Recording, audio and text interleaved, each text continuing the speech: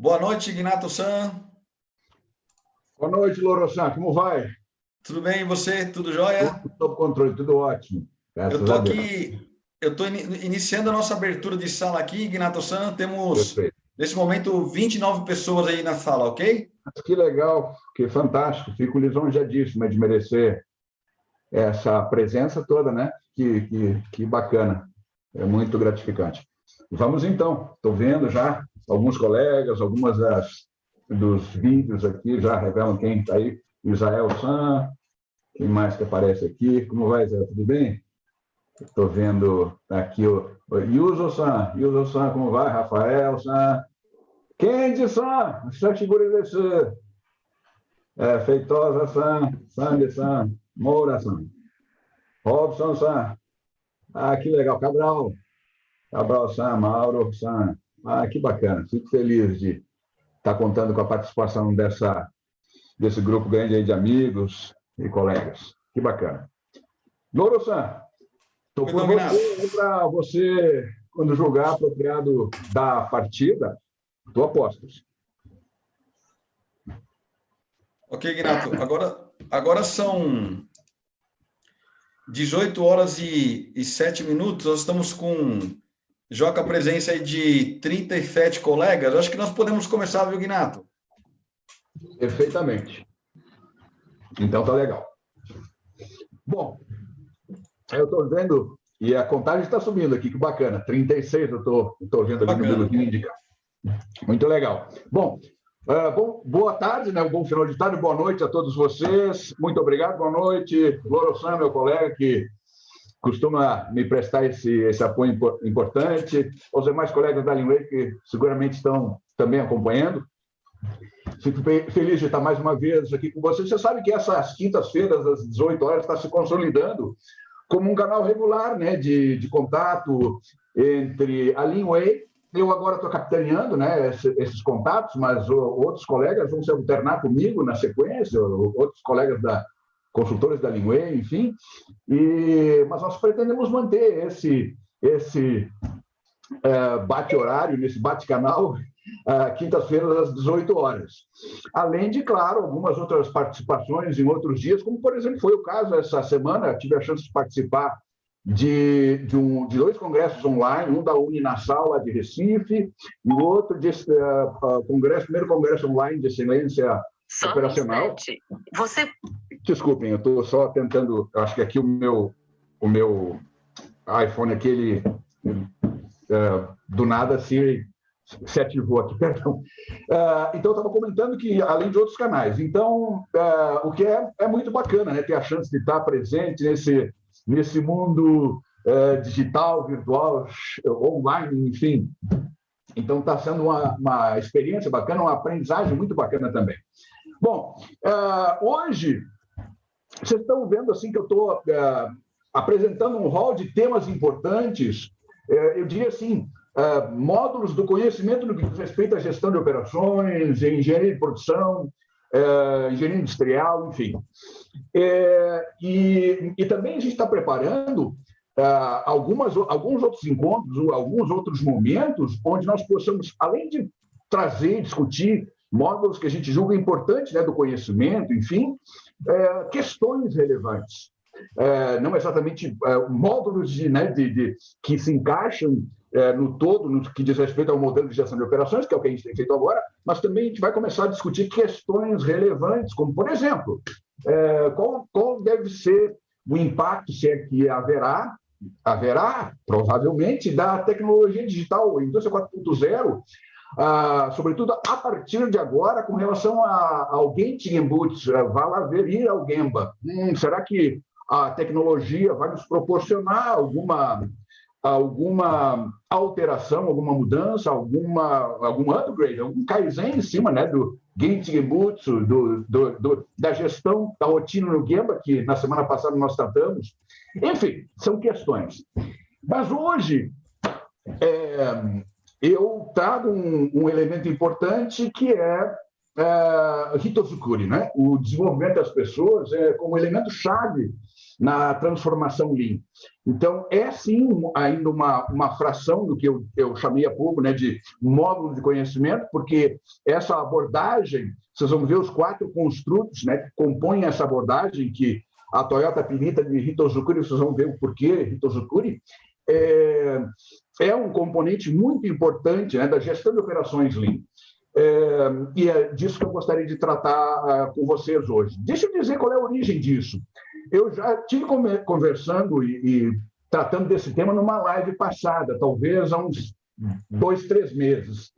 E esse tema, eu consultei, né, os colegas nas lives anteriores, semanas anteriores, esse tema veio de novo como um tema de interesse. Estamos nós aqui de novo e vamos trazer à tona quantas vezes forem necessárias para a gente, né, ampliando essa discussão e esse entendimento. Bom, então, hoje eu vou avançar nessa questão, né, do desenvolvimento de pessoas, capacitação, formação de time, formação, desenvolvimento de gente, e vamos ver como é que isso se encaixa, né, dentro do contexto da gestão de operações Lean.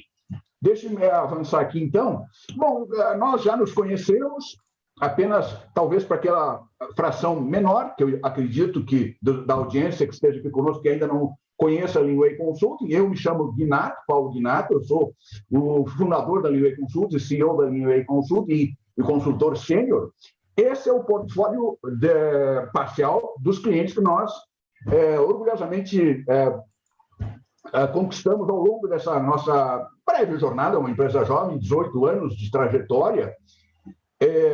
Fundei a Leanway Consulting metade da minha carreira, da minha vida profissional. Eu tenho uns 35, 36 anos de experiência profissional, e nesses 18 anos, enquanto consultor, a gente foi capaz de conquistar esse portfólio, né? Então, dá para ver claramente qual é o perfil de empresas, de organizações que nós atendemos. Aqui está uma fração considerável desses 100 clientes, talvez metade aqui esteja representado. Nesses 18 anos, são mais de 300 projetos no Brasil, em 13 estados e outros 13 países além do Brasil, mas notadamente, claro, a nossa presença e o maior volume de negócios e projetos está no Brasil. Bom, vamos então começar a exploração, né? A discussão, se é que a gente, né, vai avançar a ponto de poder conversar ao final, trocar via chat, né? Trocar algumas ideias, tomara que sim. Então, procure por isso, porque assim, ele tem origem no modo da Toyota. Deixa eu só fazer ver se eu consigo, aqui, eu só deslocar essa barrinha aqui, que aí eu consigo enxergar o slide como um todo, né? O modo da Toyota é o que está posto aí, né? Está em japonês, claro, mas está abaixo ali em romaji, né?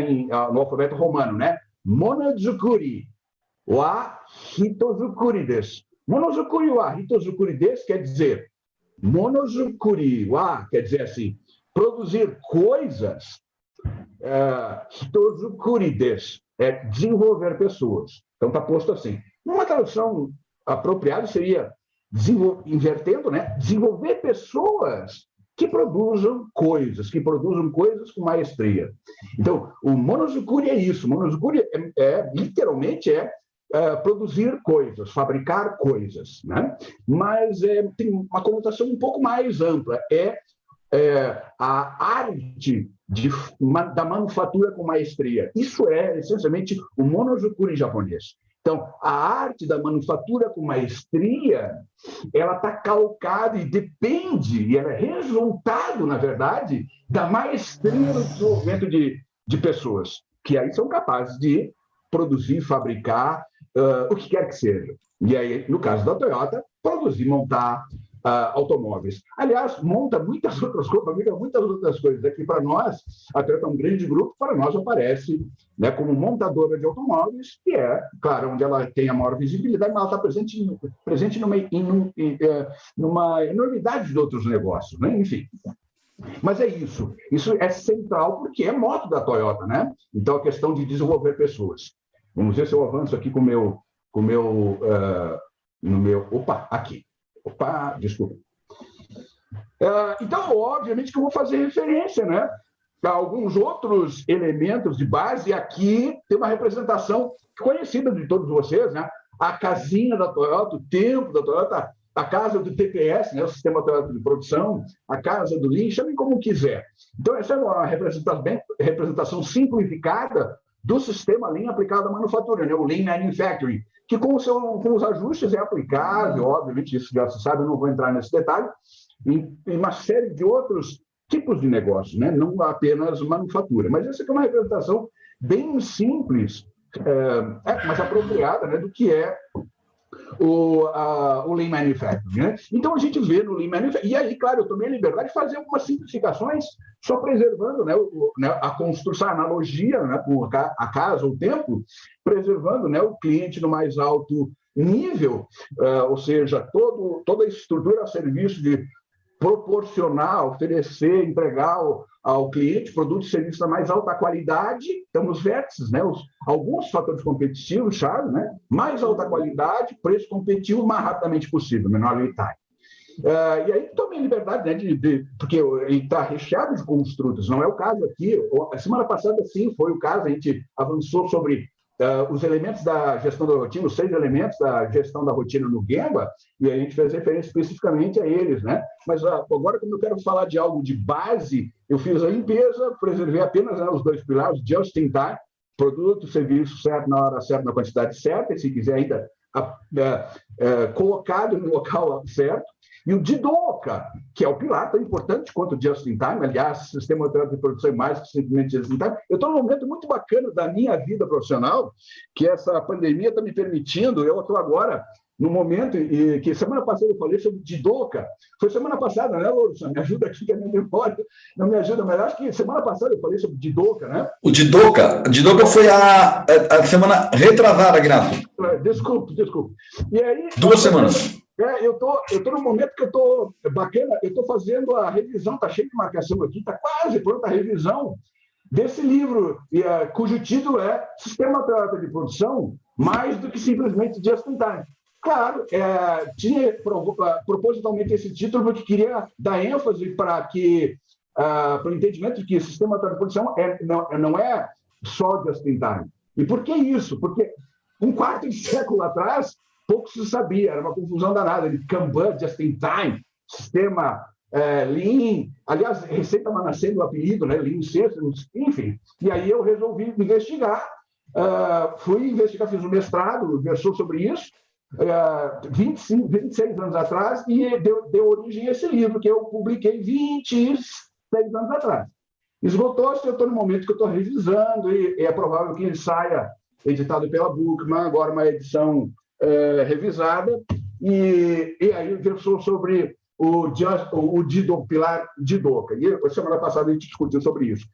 Como eu disse a vocês, eu limpei aqui só para representar e mostrar a relevância que tem essa questão que nós vamos discutir hoje, que é o Hitozukuri, né? A capacidade, a necessidade de desenvolver gente. Então, está na nossa alicerce aqui, aparecendo como a filosofia da empresa. Eu falei que o moto da Toyota é Monozukuri wa Hitozukuri desu, e a filosofia é essa, desenvolver gente, desenvolver pessoas e equipes excepcionais, que sejam capazes de promover, produzir resultados extraordinários. Mas são pessoas normais.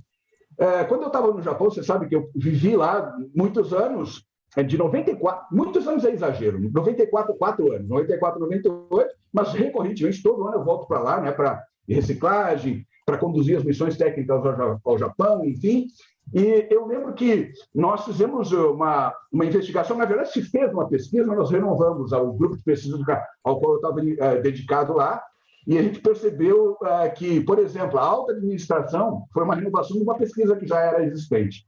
A alta administração das grandes corporações japonesas, havia uma expectativa de que fosse oriunda das mais renomadas instituições, ou a mais renovada, Todai, Tokyo Daigaku.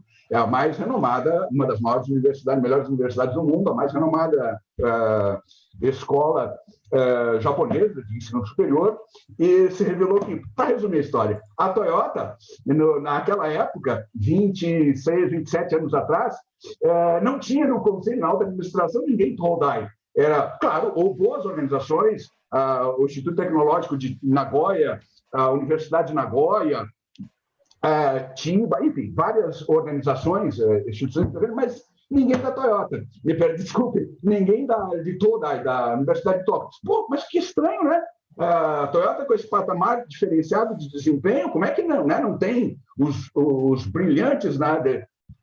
Os Todai, os oriundos da Universidade de Tóquio. Não, porque a Toyota precisa, sim, claro, né, de um bom background, mas ela contrata diferente, ela contrata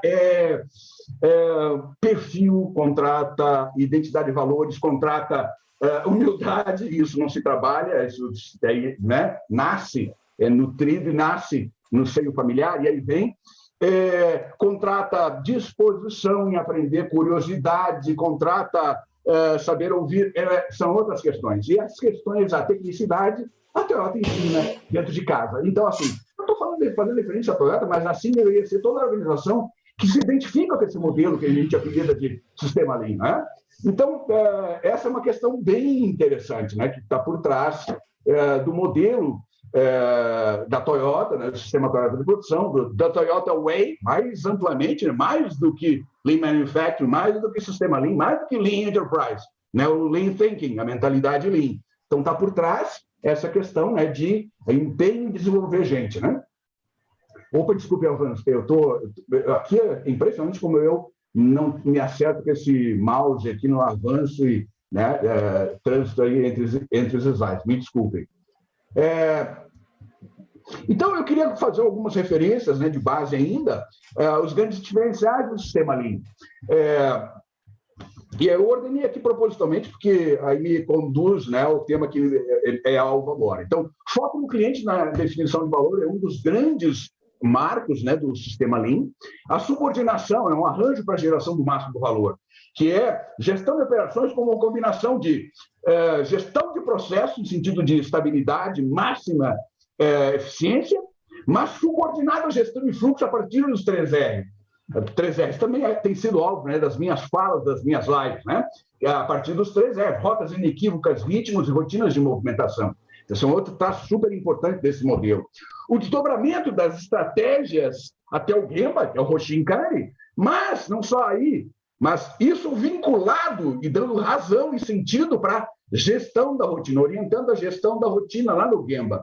E essa, por sua vez, retroalimentando e apontando informando para os escalões superiores da organização, vou subindo a cadeia, informando se nós estamos em direção ao norte verdadeiro e a eventual necessidade de pequenos ajustes de rumo. Então, esse é um outro traço super importante, né? Hoshin combinado com gestão da rotina no Gemba.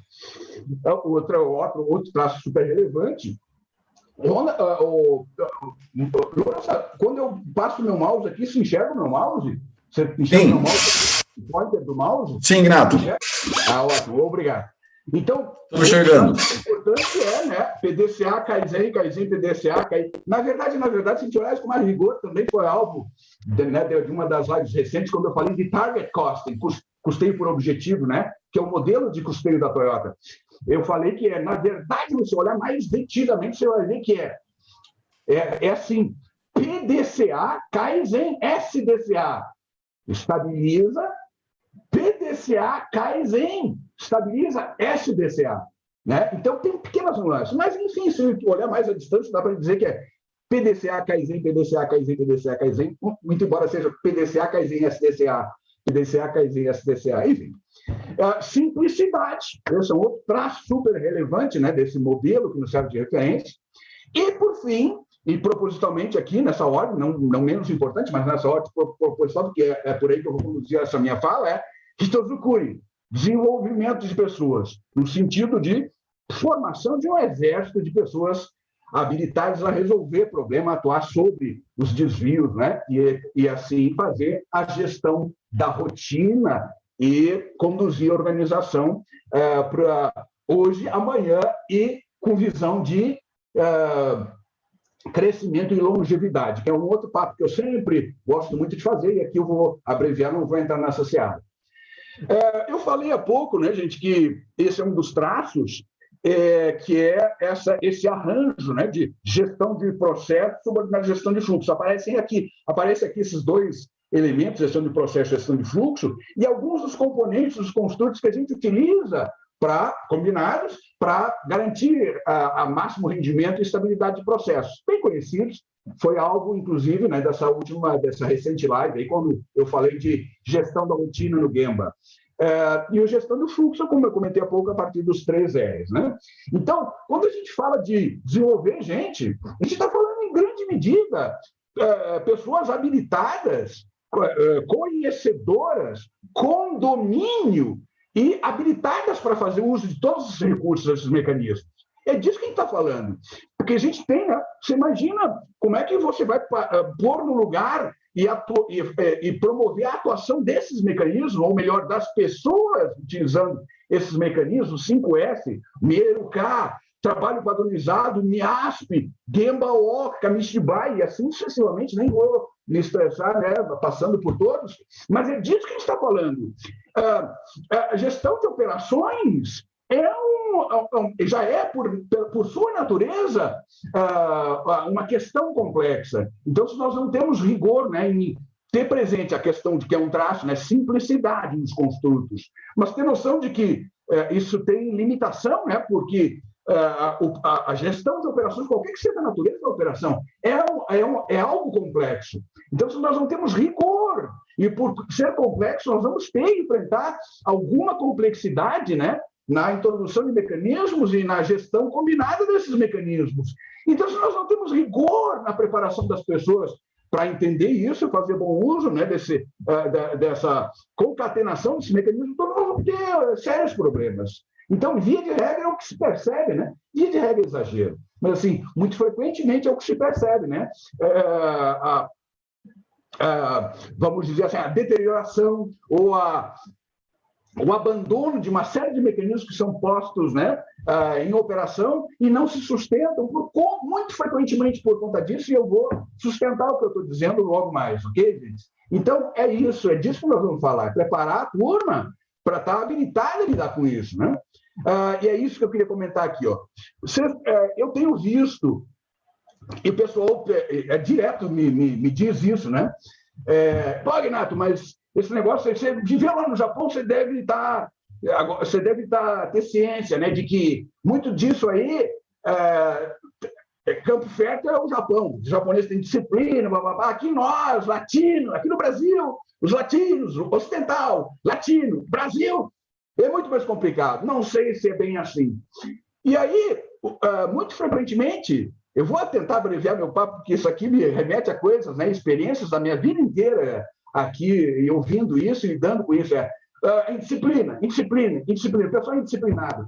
Aí eu, puxa vida, né, eu tenho uma série de histórias aí para contar a respeito, né? Isso que eu estou trazendo para vocês em 1 hora, vou fazer isso por 1 hora, fechar isso, né? Mas é algo de alguns módulos de treinamento, alguns cursos de especialização, na pós-graduação de engenharia de produção com ênfase em Lean, enfim, e nos nossos workshops, enfim. Então eu tenho a condição de explorar um pouco mais, contando essas experiências. Aqui vou tentar abreviar, mas muito frequentemente, puxa vida, né, situações em que a gente se vê assim, nessa condição, puxa vida, mas é indisciplina mesmo? Por que é indisciplina? E aí eu comecei a ficar desconfiado, porque eu comecei a perceber que aquilo que se julgava, né, um ambiente indisciplinado não era bem assim. Olha só que interessante isso que eu apresento aqui. Eu não vou projetar, né, como talvez fosse mais apropriado, bloco a bloco, mas a coisa começa assim, ó, gente. Para a gente garantir sucesso na transformação, quando a gente fala de transformação nesse contexto aqui, na implementação de qualquer que seja, né, o mecanismo, e assim, de forma muito mais ampla, não é só na transformação Lean. Claro que aqui é o nosso caso, né, mas não é só isso, qualquer mudança, qualquer Kaizen, qualquer transformação, qualquer implementação que você queira fazer, você quer sucesso, é claro, né? Mas olhem que interessante o que acontece, o que tem acontecido, o que pode acontecer. O que, para alcançar o sucesso, o caminho tem que ser esse, necessariamente. Eu começo de um compromisso e um esforço para que haja entendimento dos agentes, né, dos atores, dos aprendizes, aqueles que vão estar sendo submetidos, né, a uma aprendizagem, um aprendizado na introdução desses novos elementos, o uso desses novos elementos, mecanismos, o que quer que seja. Então, há que se ter um compromisso forte com pleno entendimento. Pleno entendimento parte do princípio que alguém vai, entendimento a partir de alguém que está ali para aprender e depois dominar e fazer uso de algo, a ser ensinado por outro agente aqui, que é o instrutor, professor, líder, fazendo às vezes, né, de desenvolvedor de gente. Então, é o compromisso dessa figura que ensina com o pleno e total entendimento desse que está na condição de aprendiz. Então, se eu tenho essa condição, né, de pleno entendimento, prover pleno entendimento, uma vez que eu passo por essa condição, eu vou mostrar que essa abordagem está calcada nisso, esses 4 construtos que eu vou mostrar para vocês, parte desse princípio, pleno entendimento, entendeu qual o propósito, entendeu qual é a condição de uso dessa nova ferramenta, dessa nova forma de fazer as coisas. Entendeu plenamente. Com isso, adquire domínio no uso. Domina o uso, plena confiança na aplicação desse método, desse novo padrão. Uma vez que haja plena confiança nesse novo padrão, vai cumprir com o padrão porque acredita piamente, profundamente, que essa é a melhor maneira de fazer as coisas. Com isso, garante o sucesso, é tudo que se quer. O que eu vejo frequentemente é, lá na ponta, ali na 1, né? Aqui, vamos lá, entendimento, domínio, confiança, cumprimento do padrão, é aqui que a gente, aí porque eu grifei disciplina, é aqui que a gente, via de regra, percebe assim, indisciplina. Porra, o cara vira as costas, ali, ó, o cara não está fazendo conforme foi combinado, conforme o padrão. Poxa, fulano, está aqui o trabalho, por que não está fazendo diferente agora? Você está fazendo conforme você fazia, por que não está conforme foi instruído, você acordou, enfim. Então, aí aparece que 23 pessoas indisciplinadas. Não é isso. Muito frequente, 95% da vez. Claro que existem, né, pessoas que não estão engajadas, que não estão no lugar onde deveriam estar, ou gostariam de estar. Acontece, é claro, mas isso é a exceção da exceção. A grande massa dos que estão aí no sistema, estão aí para aprender e se engajar na nova forma de fazer as coisas, quer fazer melhor do que o que já faz. Então, passa por não foi provido pleno entendimento, não entendeu perfeitamente, não tem o domínio. Não tem o domínio, não vai adquirir confiança e vai preferir, então, numa situação de aperto, voltar para o status quo anterior, ou seja, para a condição que é no método anterior, no qual ele tem confiança, muito embora agora talvez não seja a melhor maneira de fazer as coisas, seguramente não é. E aí, claro, se descola daquilo que deveria ser o padrão, e aí é interpretado como indisciplina. Vocês me entenderam, gente? Na raiz de muitos dos problemas que a gente imputa aí, bota na conta da indisciplina, não é indisciplina. É porque não entendeu, não dominou, não domina, não há confiança. Não há confiança, não vai ter aderência, não vai cumprir com essa nova forma de fazer as coisas, e obviamente que aí é descolamento daquilo que se tinha a expectativa de obter, ok? Então isso aqui é muito importante. Eu não vou eu já me senti demais, na verdade, mas isso é tão central que, assim, quando eu boto o olho nisso e começo a falar, eu me emociono. Mas, enfim, isso é muito importante. Vamos ver se eu consigo avançar aqui. Desculpem. Puxa, é tão sensível isso aqui. Então, aqui é apenas uma chamada, né, do ONU sem ser o pai do sistema de produção. Não existe método mágico, né? Ao contrário, né, no desempenho superior, é desenvolver o ser humano, desenvolver as pessoas de forma que elas possam utilizar, aplicar os recursos da melhor forma. Aplicar o recurso da melhor forma envolve também, claro, a habilidade, a capacidade de identificar a normalidade, perdas, muda, né, 7 perdas, e atuar corretivamente, Maspelin, enfim, que é o que a gente viu lá, um dos construtos, por exemplo. Eu queria comentar com vocês o seguinte, que antes de ensinar, que é um dos Hitozukuri é desenvolver gente. Então, você tem que aprender a ensinar. Você tem que desenvolver a habilidade, a capacidade de ensinar. Isso requer método. Mas, antes disso, requer trabalhar um mindset, que é aprender a aprender.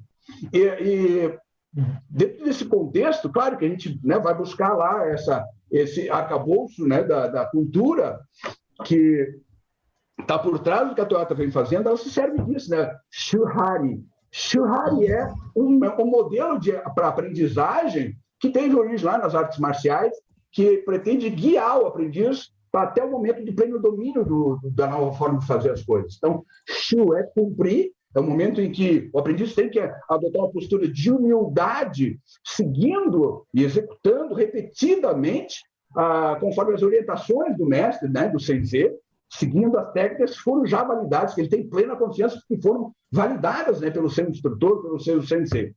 Ha é o momento em que ele já adquire domínio e aí começa pouco a pouco quebrar com as regras. E aí a teoria e o conhecimento é que passa, o domínio profundo é que passa a valer. Iri é o breakthrough, é o momento em que ele é capaz de desafiar o método pelo qual ele vinha desenvolvendo. Então, é o momento do Kaizen, do Kaikaku, da inovação. Então, é Shuhari. Tomara que eu vou... Me permitam projetar aqui um videozinho, vocês vão lembrar desse vídeo. Shuhari.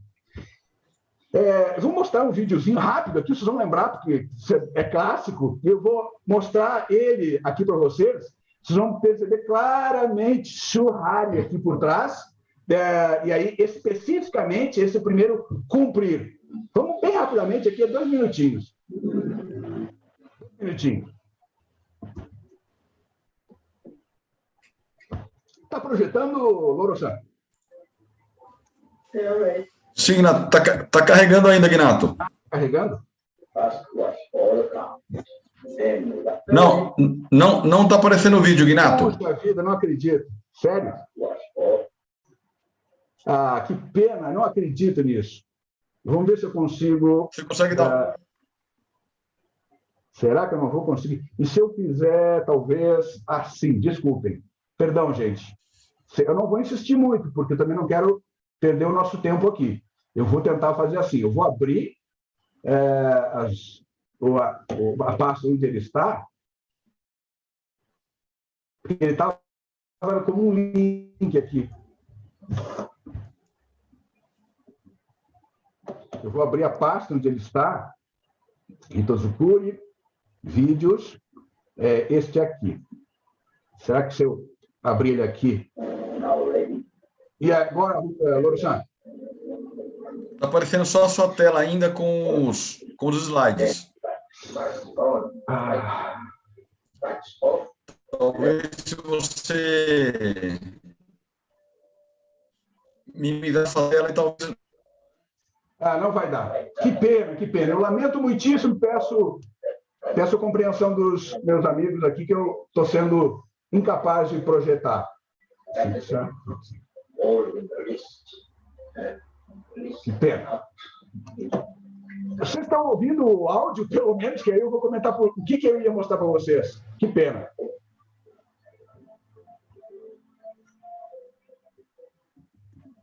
Alô, Rosa, está me acompanhando?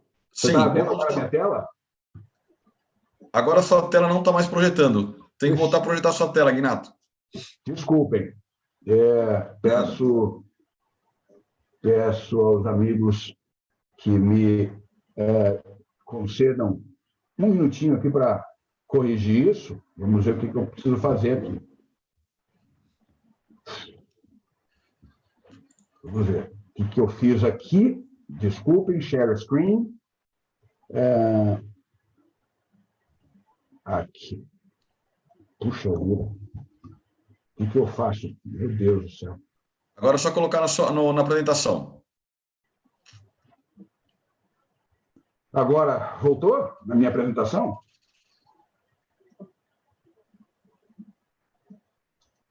Agora, você voltou na minha apresentação? Agora voltou. Voltou, só colocar isso, voltou.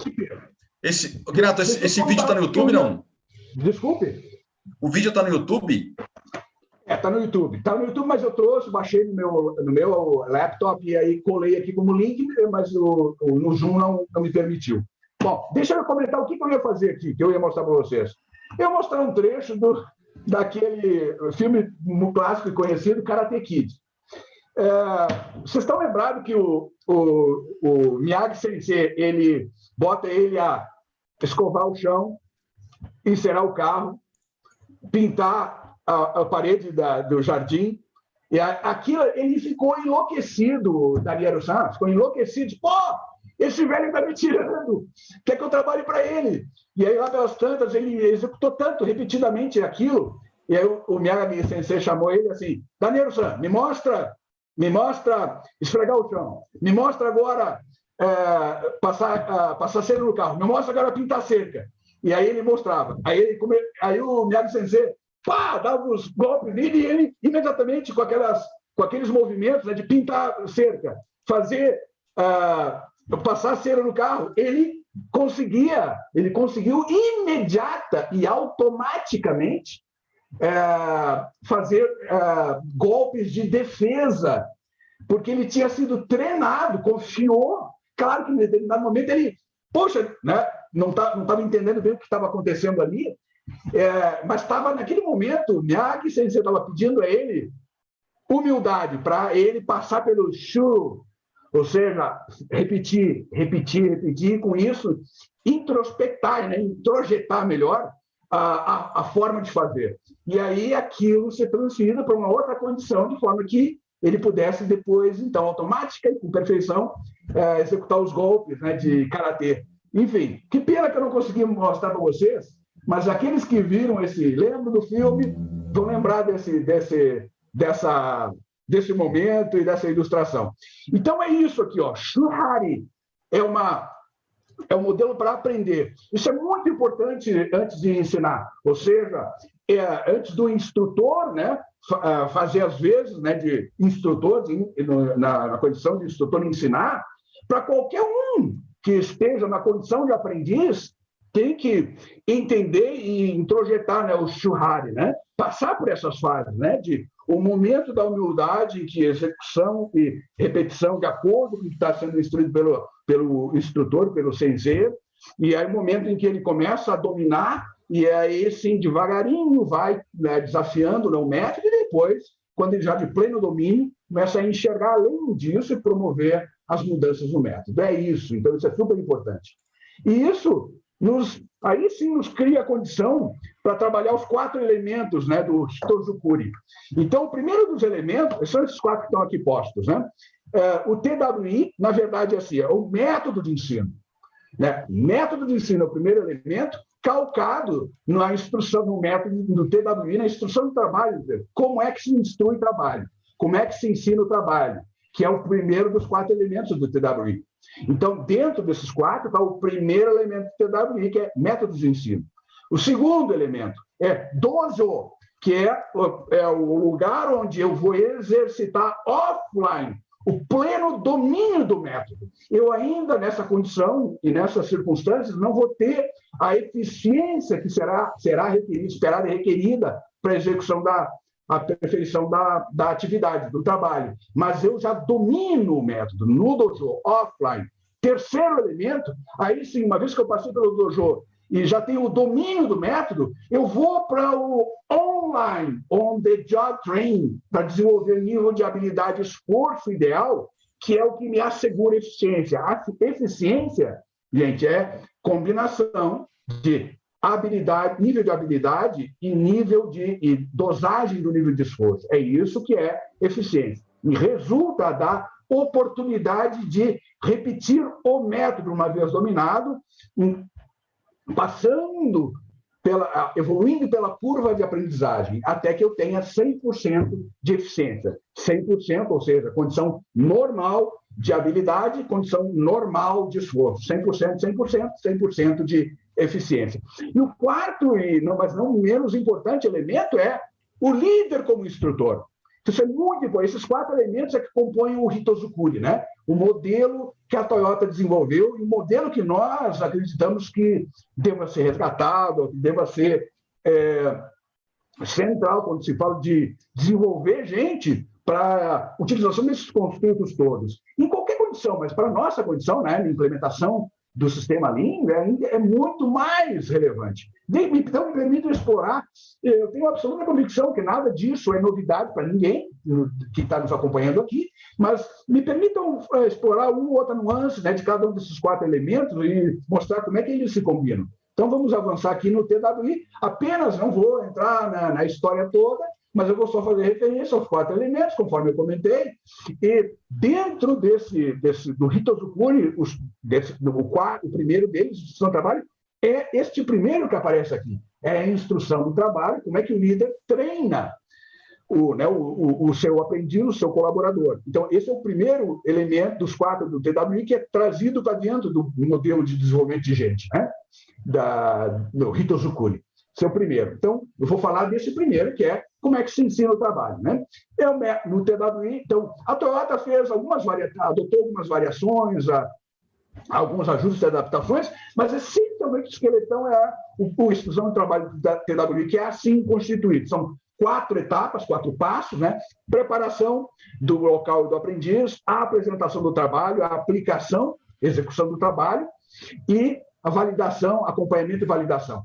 Então, são essas 4 etapas, e essas 4 etapas se manifestam em todos os 4 elementos do TWI. Nos interessa aqui agora o primeiro, né, instrução do trabalho. E, essencialmente, é o PDCA na veia. PDCA.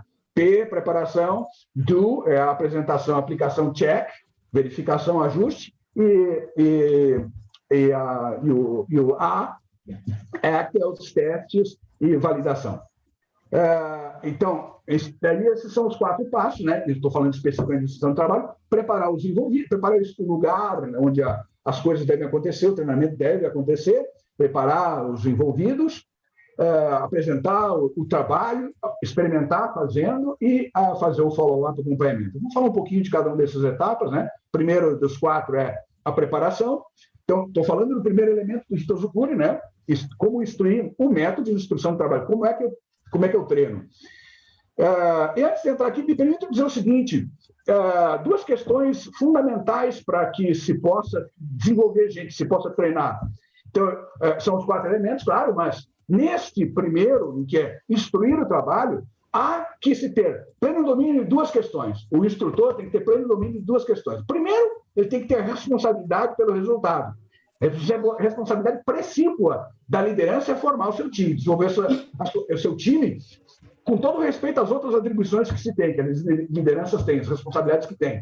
Mas essa é a função precípua, desenvolver gente, desenvolver o seu time. E aí, essa responsabilidade maior. Então, se o time não está desempenhando, o pessoal é disciplinado. Não. Tem algum problema, dá uma olhada lá embaixo se ele tem pleno domínio, se ele tem pleno entendimento, se ele, por conta disso, né, tem pleno domínio, confia, cumpre, e aí, né, é disciplinado no cumprimento. Então, primeira responsabilidade, mas 2 questões que há que se dominar. Estou falando de responsabilidade, domínio. É dominar profundamente o trabalho, porque não pode ensinar quem não sabe executar. Ponto. Então, tem que dominar o trabalho. O que vai ser ensinado tem que ser dominado, por quem ensina. E segundo, nem sempre é assim, é dominar método de ensino. Não adianta eu executar, a maestria ser grande, executor, tem pleno, profundo domínio do trabalho, mas eu não sei ensinar. Isso é muito comum. Por isso que esse primeiro dos 4 elementos é fundamental. Existe um método para ensinar. E não é trivial. É muito diferente das habilidades de execução. Vocês vão perceber claramente isso. Eu estou me emocionando, quase que eu avanço aqui, mas vocês vão perceber claramente isso. Então, o primeiro aspecto, né, desse método de ensinar, método de instrução, é a preparação. Então, nós vamos preparar, apresentar o trabalho, dar chance de executar e depois acompanhar. Então, o primeiro deles é a preparação. Então, prepara o local, reserva o tempo necessário, organiza a área de trabalho, informa os envolvidos para que não haja interferência. Envolvidos aqui, nesse caso, as lideranças, quando você tira, por exemplo, isso está remetendo ao modelo que eu estou fazendo referência aqui. reservar o tempo necessário na agenda, se é né, o treinamento é esse treinamento de habilitar ele para uma nova função, desempenhar um novo trabalho, o tempo na agenda né, do aprendiz, do instrutor, das lideranças, organizar e trabalhar. Onde é que vai ser dada essa instrução? Vai ser no dojo, no centro, né, de treinamento? Em que área nós vamos fazer essa instrução, esse treinamento? Então, tem que preparar isso e informar as lideranças e outros envolvidos para que, né, este momento seja um momento em que se possa focar, não haja distrações. Então, eu estou sendo muito rápido, né? Obviamente que isso aqui é um módulo de pelo menos 8 horas de instrução, estou rapidamente passando. E, obviamente, preparar o aprendiz. Então, deixar o aprendiz à vontade, tem algumas técnicas, eu vou rapidamente mostrar, deixar o aprendiz à vontade, descobrir o que ele conhece sobre a atividade e despertar o interesse do aprendiz pela atividade. Deixa eu mostrar isso um pouquinho mais detalhadamente para vocês aqui à frente. Então, ainda, né, preparação do aprendiz, existem 5 detalhezinhos que ajudam nessa preparação do aprendiz. Então, deixar à vontade, imaginem alguém que está em frente ao instrutor, ao professor, ao sensei, ao líder, fazendo às vezes o instrutor, o nível de tensão, né, a respeito do que vai ser aprendido, do que ele ainda não sabe, quando tem certeza, né? Então, isso cria ansiedade. Então, aqui existem algumas técnicas, não vou detalhar, mas são técnicas importantes, tem que passar, tem que reconhecer a importância de cada um desses 5 detalhes e desenvolver isso, e não bypassar. Eu estou só fazendo referência aqui, não tenho a pretensão de formar ninguém, só chamar a atenção para isso, para que a gente possa, quem sabe, depois continuar, né, discutindo isso e mergulhando nessa questão. Mas é importante derrubar o nível de ansiedade, de incertezas, falando, aí tem técnicas, né, de amenidades, trazendo coisas de interesse que se conectem com o aprendizado que vai se apresentar na sequência, definir o trabalho, tendo a condição de mostrar para o aprendiz o que é que ele vai aprender a fazer. Por exemplo, eu não sei se aparece bem aqui, mas se eu for, hipoteticamente, eu vou ensinar alguém a montar esse produto. Então, eu vou usar esse exemplo aqui, mostrar para essa pessoa, para esse aprendiz, que o que ele vai montar, o resultado final do trabalho dele é isso aqui, ó, é uma caneta. Ela risca, então é assim. E ela é resultado de um trabalho de montagem que eu vou ensinar ele a fazer. Um trabalho de montagem de 5 componentes, que estão aqui, ó. São esses componentes que você vai, que eu vou te ensinar a você a montar. Que legal, agora eu quero aqui. O primeiro deles, tá? Então tem essa ponteira, essa mola, esse componentezinho, a carga, o anel e o corpo. Na verdade, são 5 componentes, eu falei, né? 3, 5. Então, são 5 componentes, você viu? E a ordem que você vai montar é simplesmente essa. Corpo, anel, desculpa. Anel, pegador, carga, mola, ponteira. Eu estou abreviando e, obviamente, tem uma técnica para isso, né? E aí, está aqui, ó. O que eu quero dizer com isso, assim? Você viu o que você vai fazer? Viu como não é tão complicado assim? E algum grau de complexidade que exista, fica tranquilo, eu estou aqui exatamente para isso, para te ensinar passo a passo como é que você vai avançar nisso. Então, definir o trabalho de forma que ele entenda, mostrar para ele essa amostra, né, do que ele vai aprender, isso derruba violentamente a ansiedade, né? O que mais? No terceiro passo, descobrir o que ele já sabe. Então, se, por exemplo, o que ele vai aprender envolve alguma habilidade manual, envolve alguma habilidade com números, envolve alguma habilidade lógica, enfim, o que quer que seja, descobrir o que ele já sabe. Descobrir se ele executou trabalhos com alguma similaridade que requeram, né, essas mesmas habilidades, se ele tem algum hobby que de alguma forma se relacione, né, com as habilidades que ele aqui vai utilizar. Isso também permite, né, derrubar ainda mais o nível de ansiedade e permite dosar, o instrutor perceba quanto ele tem de domínio, de familiaridade com as questões-chave e dosar o nível de ritmo e tempo requerido para essa aprendizagem.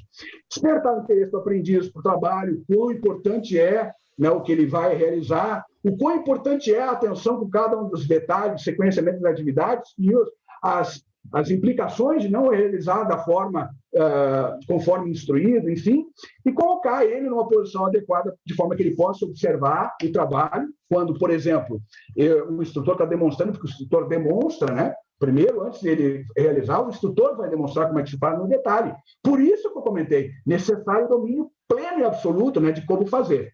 Se for uma montagem, como é que faz essa montagem? Então, e aí nesse quinto passo é colocar o aprendiz na posição adequada. Quando o instrutor está demonstrando, o aprendiz vai ficar aqui, ó. Estou mostrando aqui o meu atrás, vai ficar aqui atrás, de pé, eu sentado ou em nível diferente, né? De forma que ele possa me enxergar a minha mão direita. As minhas mãos, mas, sobretudo, a minha mão direita. Ele fica aqui, por trás, enquanto eu demonstro, ele por trás observando. Bom, enfim, então isso aqui são as cinco etapas da preparação do aprendiz. Vamos ver se eu consigo avançar aqui.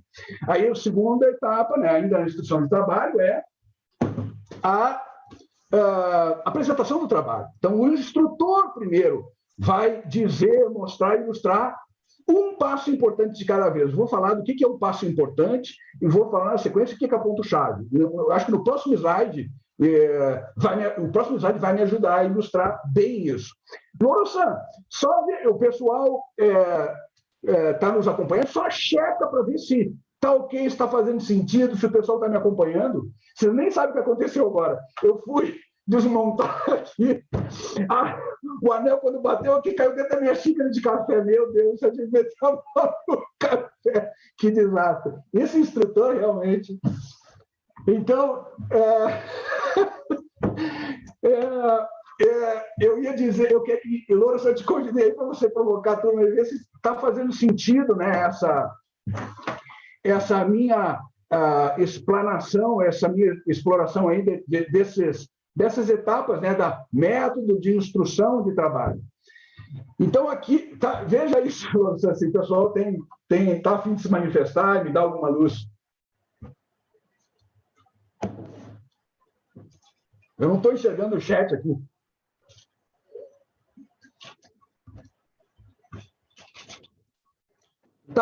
Você está mudo aí. Desculpa, Gnato. Enfim, começou algumas manifestações aqui no chat que está fazendo sentido aqui a abordagem. Tá bom, vamos lá. Então, a apresentação do trabalho, né? O instrutor. Aqui eu tinha outro vídeo. Aqui, ó, o instrutor faz uma cuidadosa e detalhada demonstração do trabalho. Eu tinha separado um vídeo de um dojo onde os instrutores da ex-Toyota mesmo, os caras com 40 anos em linha de montagem da Toyota, depois, outro tanto é exagero, mas anos e anos como instrutores, né, em dojo da Toyota, hoje são instrutores da Hirayama, nosso parceiro lá no Japão, a empresa de consultoria. Então, eu tenho vários trechos de vídeo, a gente vai recorrentemente para lá, né, leva a turma para lá para passar no dojo deles, para treinamento, e eu ia mostrar exatamente esse trecho ali de um minutinho, do segundo 53 ao minuto 2, onde eles no dojo estão mostrando, fazendo a demonstração detalhada do trabalho. E a demonstração, é tão bonito esse vídeo, mas eu não vou me arriscar, porque eu já não consegui mostrar o primeiro, da Nieru-san e Miyagi-sensei, eu não vou mostrar agora o pessoal do dojo. Mas esses vídeos, aí o Orson me ajuda a lembrar no chat para a turma, que esse material todo, esse roteiro aqui, os vídeos que eu estou fazendo referência, paper, sobre tudo isso, eu vou colocar lá na nossa página Downloads. O pessoal já está acostumado, né? Está lá em Downloads, todo esse material dessa live e das diversas anteriores. Então, entrem lá e resgatem isso, não consigo mostrar, mas vocês olhem para esse vídeo e vejam, né, o que eu queria mostrar, se tiverem, né, interesse em ver o que eu ia reforçar, está lá, ok? Aqui eu ia mostrar exatamente como é que os caras, os instrutores do Hirayama, ex-Toyota, eles fazem isso, rigor. Se perguntar para eles, né? Você está fazendo aqui o método 2 da apresentação do trabalho, de instrução do trabalho da WI? Hã? Não, o que é isso? Ele não vai reconhecer, mas ele foi ensinado, está internalizado na forma como ele instrui, como ele se comporta como instrutor dentro do dojo, ok? São esses 3 aspectos aqui, ó. Ele vai dizer, verbalizar mesmo, mostrar e ilustrar um passo importante de cada vez. Então, começa dizendo primeiro quantos passos importantes tem na construção do trabalho. Aqui nesse caso, por exemplo, eu não vou usar esse exemplo aqui, né? Vou detalhar, mas são 5 passos importantes de montagem, né? Por quê? Porque em cada momento desse eu estou mudando a condição, o trabalho está mudando a condição, né, do meu ente que está fluindo, do material. Então, está avançando na adição de valor. Então, isso é um passo importante. Então, primeiro, o instrutor tem que identificar o que é passo importante, para poder dizer, ó, chamar a atenção. Você está vendo o que eu estou fazendo agora? Estou fazendo este passo é determinante por isso. Né? Então, primeiro aspecto, diz e mostra os passos importantes, um de cada vez. Repete essa execução novamente, mostrando agora passo importante e ponto-chave. Por que o passo importante ele é importante? Qual é o ponto-chave? O que ele garante? Então, o ponto-chave, vou usar uma expressão nossa, né? O ponto-chave, ele é o macete.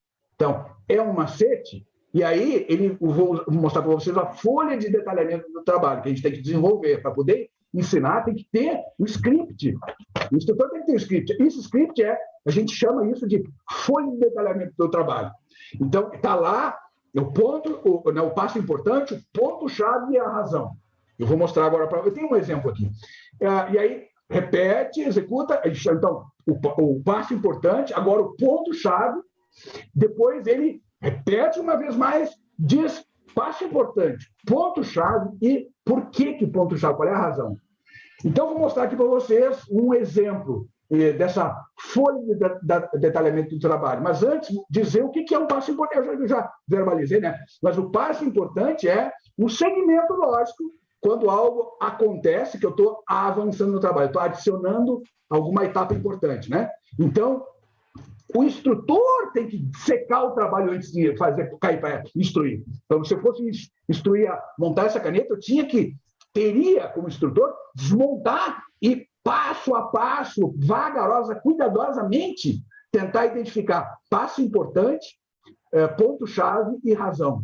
E aí, como é que eu faço isso? Eu executo o trabalho. Eu, instrutor, antes de ir para o embate, né, no bom sentido, antes de ir para a instrução, eu tenho um instrutor para montar a folha, eu tenho que executar o trabalho devagarinho, meticulosamente, perguntar se o trabalho avançou em cada etapa, se avançou, opa, o que foi que eu acabei de fazer? Isso é um passo importante. E aí registrar, né, esse passo importante na folha de detalhamento do trabalho, de uma maneira bem sucinta. Eu vou mostrar um exemplo aqui bem bacana para vocês. Então, isso é super importante. O que é ponto-chave? Ponto-chave é o macete, como é que você executa.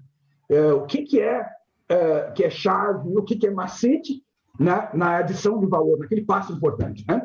Então, é algo que você executando faz mais fácil, mais produtivo. É algo que você executando, você assegura a qualidade e assegura segurança na execução. Ok? Então, essa aqui é a folha de detalhamento do trabalho. Está simplificada, claro, não está o formulário, só está o extrato, né, desse formulário, da folha, do padrão de folha de detalhamento do trabalho. Esse aqui, ó, é um exemplo fora do nosso contexto, né? E talvez tenha alguém da área de saúde aqui conosco, seria fantástico, mas esse é um exemplo fora da área industrial, numa clínica onde eu estou fazendo, num hospital onde eu estou fazendo a injeção de contraste para um posterior exame de diagnóstico por imagem.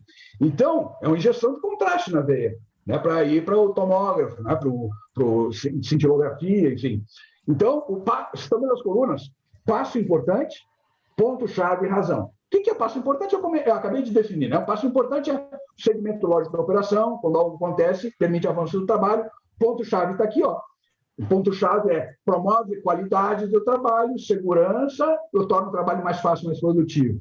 E a razão é por que né, esse ponto-chave é fundamental, né, para a boa execução. Então, olha só, injeção de contraste, né? São 9 passos importantes. Então, primeiro, aplica torniquete. Eu vou passar bem rapidamente pelos passos, né? Vou aplicar torniquete, selecionar a veia, limpa a área com gás em álcool, né, embebido em álcool, inserir a agulha na veia, colocar a seringa ao catéter, conectar a seringa ao catéter, injetar cloreto de sódio, segurar o catéter junto ao braço, injetar o contraste e, por último, desculpe, remover o catéter e aplicar gás e esparadrapo.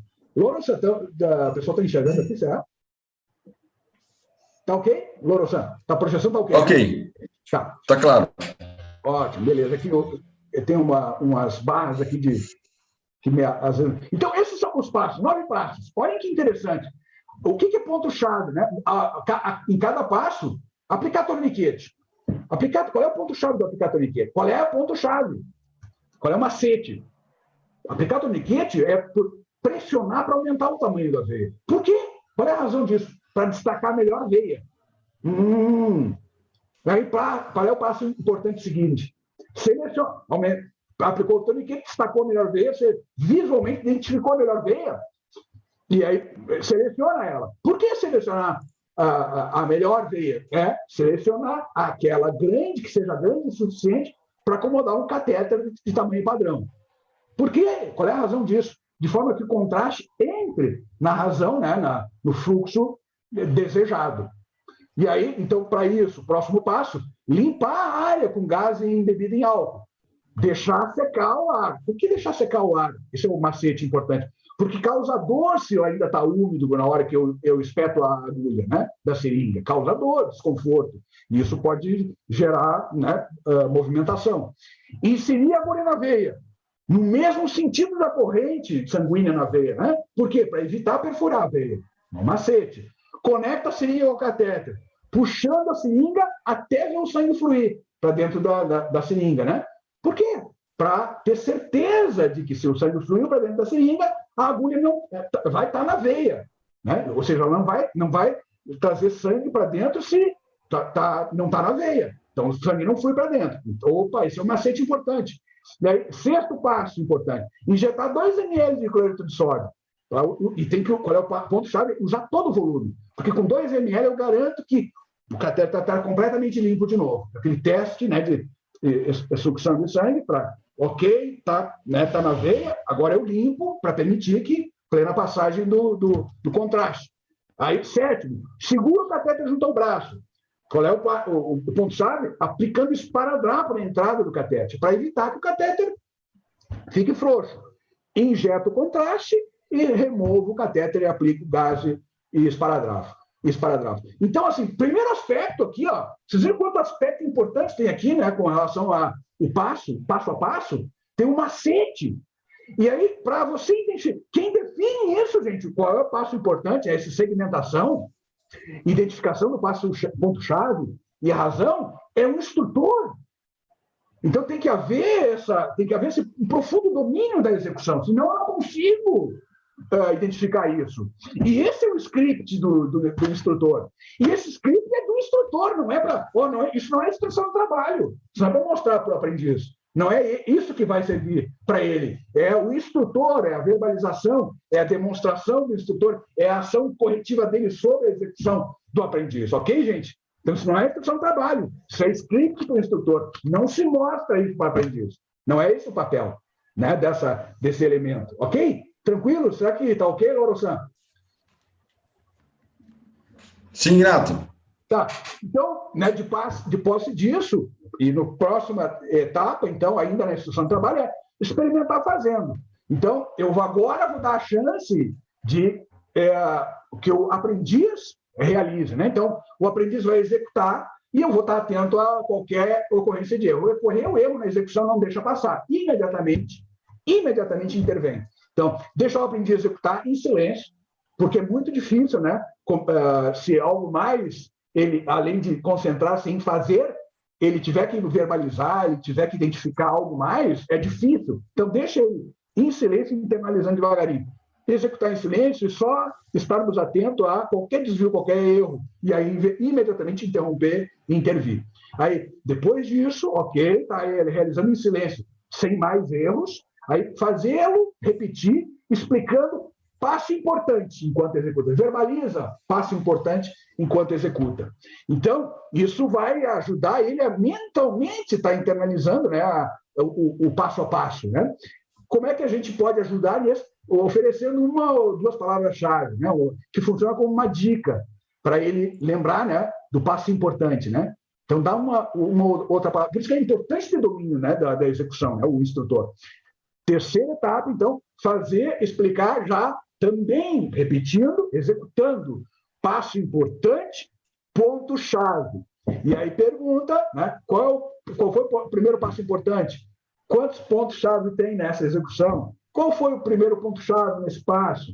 Né, qual é o primeiro ponto-chave nesse passo? Se há mais de um ponto-chave, né?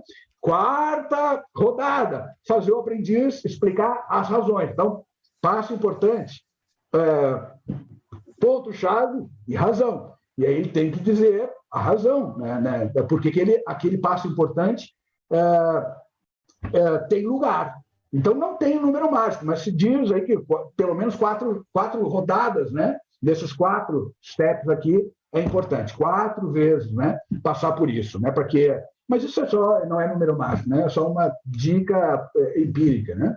Então, isso é bem importante. E o quarta fase do método de ensinar é acompanhar. Então, isso tudo, gente, idealmente, quando a gente tem a condição de trabalhar no dojo, isso tudo se deu no dojo. E aí agora eu vou para o on-the-job training. Ele tem o domínio agora. Dominou, passou por tudo aqui, tá ok, dominou. Agora eu preciso de eficiência. Então, agora ele vai para o on-the-job training e vai ser acompanhado até que ele, passando pela curva de aprendizagem, ou aprendizado, ele atinja 100% de eficiência, que é a habilidade, esforço, 100%. Né? E aí, de novo, né, a máxima, né, se o aprendiz não aprendeu, o instrutor falhou em ensinar, não soube ensinar. Isso é tão rigoroso que, claro, né, os programas de reciclagem, eu vou mostrar um exemplo aqui de um dos dojos e programa de reciclagem da Toyota, de centro de distribuição, é super rigoroso, reciclagem, né, dos executores de qualquer atividade e reciclagem de instrutores, de líderes instrutores. Porque se ele, né, o aprendiz, alguém executa com alguma imperfeição, algum descolamento, se faz uma avaliação de como é que ele foi ensinado. E aí, eventualmente, quem volta para o banco, quem volta para, né, o dojo, quem volta para a reciclagem é o instrutor, e não somente o aprendiz, ok? Então, essa quarta etapa, né, de acompanhamento aí sim já começa um momento em que, pouco a pouco, se vai dando a oportunidade necessária para que o aprendiz comece a assumir a responsabilidade pela correta execução. Porque enquanto ele estava naquele processo, a responsabilidade né, da resultante, do resultado, é do instrutor. Agora já começa a adquirir, tem domínio, já está adquirindo eficiência. Então, agora, o aprendiz já começa a assumir a responsabilidade pelo resultado. Né? Então, aí o instrutor já começa a apontar, e nesse caso aqui, liderança começa a apontar, quanto é que é esperado, hora a hora, por exemplo, tipicamente, é um exemplo, né? Então, aqui agora você está aqui 100 unidades por hora, né, nessa condição, conforme você já sabe, conforme a instrução de trabalho, mas o tempo de ciclo é de tanto, né, abaixo do tech time, que é de tanto, enfim, para ele ter noção de ritmo. Né? Outro aspecto importante ainda no follow-up é designar a cadeia de ajuda, tem que incentivar dúvidas, manifestações de dúvidas, pedidos de ajuda, e tem que identificar claramente a quem ele deve recorrer, né? O instrutor, o líder, né? Ou algum instrutor experiente ou líder experiente, né? Mas tem que estar claramente identificado. Fazer verificações frequentes, esse é o período crítico, né? Onde os erros podem se manifestar e, se não neutralizados, se pode se perpetuar, e aí pior, porque os reflexos são brutais, né? Podem ser brutais, né? Para a segurança dele, do ambiente, do item, né? do produto, enfim, ou serviço que ele está construindo. Né? Encorajar perguntas, né? Então, o ponto-chave aqui nesse caso é criar um ambiente em que né, de abertura, né, de tranquilidade para perguntas e incertezas ainda se manifestem. Né? E reduzindo o coaching, né, o acompanhamento, e aí dá por formalmente encerrada, né, o processo de capacitação. Então, aí agora ele está plenamente capacitado. Ele habilitou-se no dojo. É como, eu gosto, habilitar-se é diferente de capacitar-se. Então, assim, vou fazer uma analogia, me permitam. Eu estou aprendendo a dirigir automóvel na cidade de São Paulo. Então, eu faço autoescola, faço todos os testes e passo. Ganhei minha carteira de habilitação, estou habilitado. Agora, no horário de rush, você acha que eu sou já capaz de conduzir na marginal o meu carro? Eu posso me julgar ainda incapaz, embora esteja habilitado. Eu não estou capacitado para enfrentar a marginal Tietê, Pinheiros, no horário de rush. Então, vocês entenderam? Isso eu vou conseguir. Eu estou habilitado, mas eu vou conseguindo essa capacidade na medida em que me é dada a oportunidade de repetir, e aí eu vou ganhando habilidade e esforço, usando o nível de esforço, né? Atenção e estresse requerido, né? Para ter tudo sob controle. Vocês me entenderam a diferença entre habilitar-se e, né, estar capacitado? É isso. E aí, então, ao final dessa quarta etapa, eu estou habilitado, né? Eu fui habilitado e agora estou plenamente capacitado a cumprir com, né, o que é esperado em termos de execução, qualidade de execução no tempo programado, ok?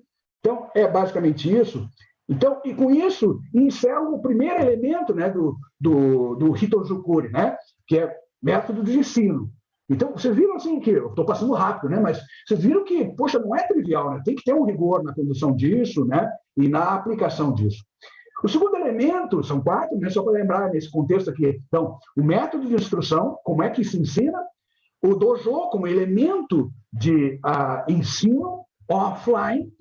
O terceiro vem a seguir, né, o on-the-job training, que é o segundo momento em que ele adquire a eficiência, a habilidade de esforço, executando.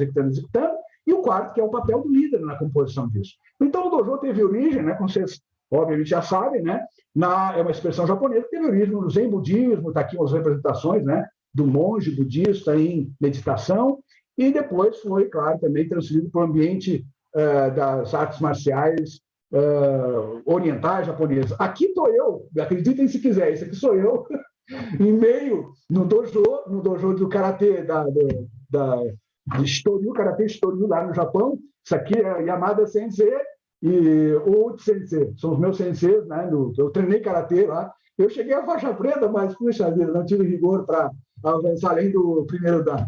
Então, estou eu aqui posando de aprendiz. E posando e era aprendiz, né? Enfim. Então, é isso. Dojo é o termo para identificar. Tá tudo bem aí, Loro-san? O pessoal vocês estão me ouvindo? A projeção está ok, Loro-san? Vai me dando os inputs aí. Sim, Minato. Pode deixar aberto. Projeção ok, áudio ok, tá tudo ok. Tem algumas manifestações aqui, ao final eu passo para você. Legal. Agora, no contexto empresarial, nesse nosso contexto aqui, o que a gente quer a palavra dojo, ela está sendo utilizada aqui para fazer referência ao local do treinamento, onde eu vou, tanto quanto possível, reproduzir as condições que vão ser encontradas pelo treinando, pelo aprendiz, no Gemba.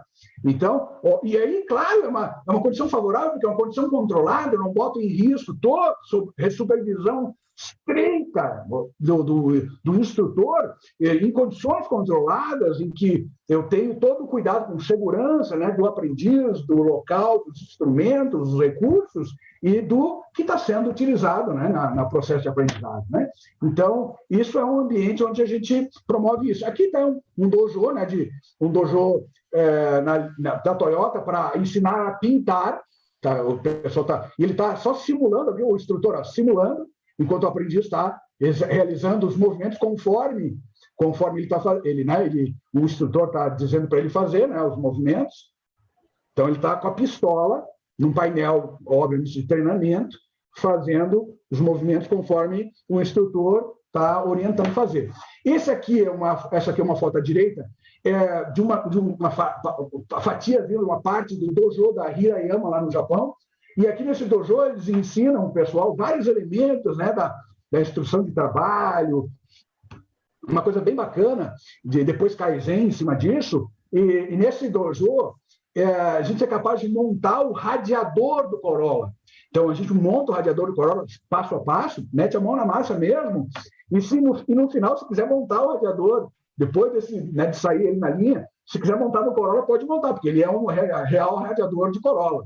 Então, é um negócio bacana. Assim. Isso, por que eu estou dizendo isso? Porque o esforço que eles fazem, né, para a reprodução do real Gemba, né, da condição real Genchi Genbutsu, né, embora não pode estar lá na fábrica, então faz um esforço máximo para se aproximar da condição que vai ser encontrada lá na área. Né?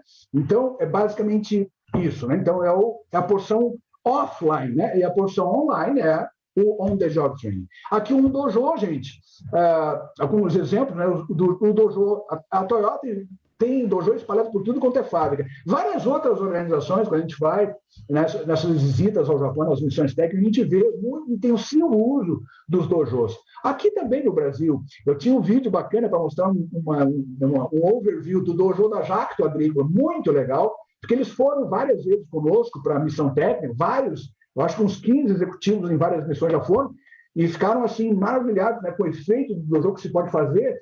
E aí a gente ajudou. O Lourosan, inclusive, foi o grande, vamos dizer assim, arquiteto aí, né, do dojo da Jacto, ajudando a estruturar o dojo e aplicar o dojo na Jacto Agrícola lá em Pompeia.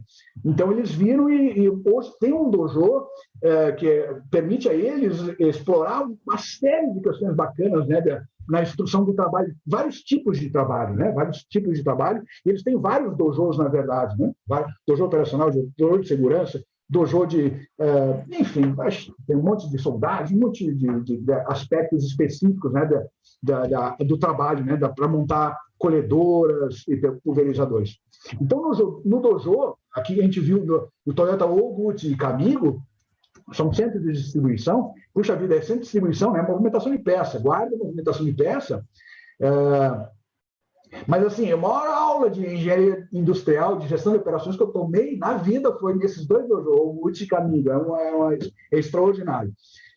Quem sabe numa outra oportunidade eu possa falar disso, né? Mas aqui eu só vou falar do dojo que eu vi deles aí, que é o dojo dele, está mostrando, né, como é que ele usa. Isso aqui é uma representação de muita coisa que os aprendizes vão enfrentar, vão lá dentro, né, do CD, na guarda de peças, fazendo picking, fazendo distribuição, fazendo embalagem, enfim. Então ele simula nesse dojo questões de segurança, né, sobretudo ergonomia, qualidade, produtividade.